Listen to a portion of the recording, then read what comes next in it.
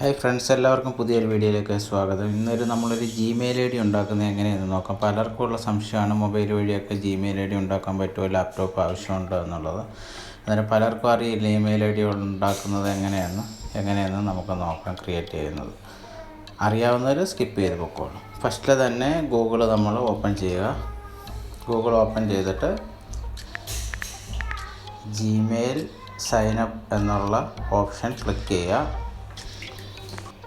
അതിനുശേഷം create your Google account ഉള്ളതിൽ click ചെയ്തതിന് ശേഷം ക്രിയേറ്റ് യുവർ ഗൂഗിൾ അക്കൗണ്ട് കാണിക്കുന്നുണ്ട്. അതിൽ നമുക്ക് നമ്മുടെ നെയിം ടൈപ്പ് ചെയ്ത് കൊടുക്കുക. ലാസ്റ്റ് നെയിമും അടുത്ത കോളത്തിൽ ടൈപ്പ് ചെയ്ത് കൊടുക്കുക.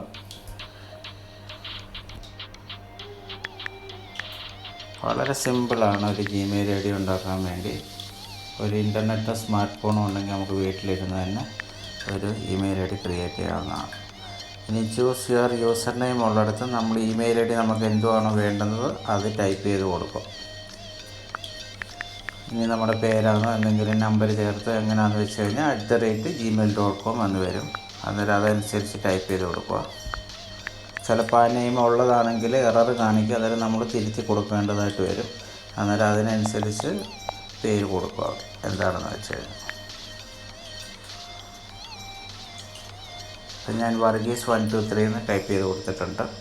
ഇനി ഒരു പാസ്വേഡ് നമ്മൾ ഇട്ട് കൊടുക്കുക. പാസ്വേഡ് എപ്പോഴും ഒരു ക്യാപിറ്റൽ ലെറ്റർ ഇടുന്നത് നല്ലതായിരിക്കും. പിന്നെ ആൽഫബറ്റിക് ഓർഡർ എന്തെങ്കിലും നമ്പർ ഇട്ടിട്ട് അതിന് ശേഷം എന്തെങ്കിലും നമ്പറൂടെ കൊടുക്കുക.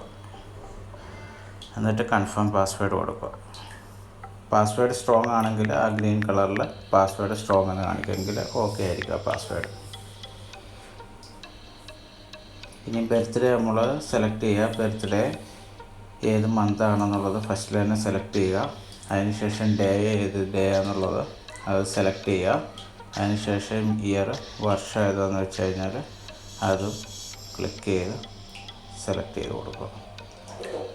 വർഷം കൂടെ ഇനി ഡേ സെലക്ട് ചെയ്ത് കൊടുക്കുക. അതിനുശേഷം വർഷം കൂടെ കൊടുക്കുക.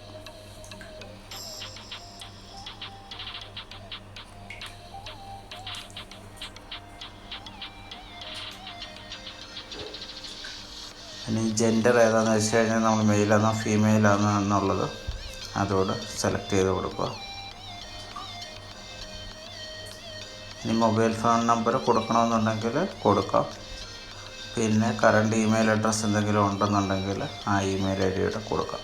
ചില സമയത്ത് ഇമെയിൽ ഐ ഡി കൊടുക്കാതെ കറണ്ട് ഇമെയിൽ ഐ ഡി കൊടുക്കാതെ പ്രൊസീഡ് ആവത്തില്ല. അന്നേരം നമ്മൾ ആരുടെയെങ്കിലും ഫ്രണ്ട്സിൻ്റെ ആരുടെയും ഇമെയിൽ ഐ ഡി ഉണ്ടെന്നുണ്ടെങ്കിൽ കറണ്ട് ഇമെയിൽ ഐ ഡിയിൽ ഒന്ന് കൊടുക്കും. അതോടെ കൊടുത്തതിന് ശേഷം കണ്ടിന്യൂ എന്ന ബട്ടണിൽ ക്ലിക്ക് ചെയ്യുക.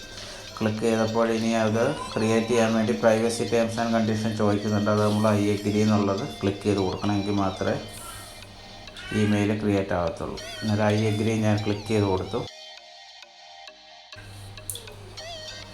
അപ്പോൾ അക്കൗണ്ട് ക്രിയേറ്റ് ആയിട്ടുണ്ട്. വെൽക്കം വർഗീസ് എന്ന് പറഞ്ഞ് കാണിക്കുന്നതാണ് നമ്മുടെ ഇമെയിൽ ഐ ഡി. ഇനി കണ്ടിന്യൂ കൊടുക്കുക. അപ്പോൾ സിമ്പിളായിട്ട് വീട്ടിലിരുന്ന് തന്നെ നമുക്ക് ജിമെയിൽ ഐ ഡി ഉണ്ടാക്കാം. ഒരു സ്മാർട്ട് ഫോണും ഇൻ്റർനെറ്റും ഉണ്ടെന്നുണ്ടെങ്കിൽ. അപ്പോൾ വീഡിയോ എല്ലാവർക്കും ഇഷ്ടമായെന്ന് വിചാരിക്കുന്നു. ഇഷ്ടമായെങ്കിൽ ഒന്ന് ലൈക്ക് ചെയ്തേക്കോ. സബ്സ്ക്രൈബ് ബട്ടൺ ആ ചുമന്ന കോളത്തിലുള്ളത് ഒന്ന് അമർത്തിയേക്കോ. അന്നേരം ഞാൻ ഈ വീഡിയോ ചെയ്തത് അറിയാത്തവർക്ക് വേണ്ടിയാണ്. ഒരുവിധം എല്ലാവർക്കും അറിയാവുന്ന കാര്യമാണ് ഇമെയിൽ ഐ ഡി ഒക്കെ ഉണ്ടാക്കാൻ വേണ്ടി. അന്നേരം അറിയാത്തവർക്ക് വേണ്ടി ചെയ്തതാണ്. അന്നേരം എല്ലാവർക്കും ഇഷ്ടമായെന്ന് വിചാരിക്കുന്നു. മറ്റൊരു വീഡിയോയിലൂടെ കാണാം. Stay safe. ബൈ.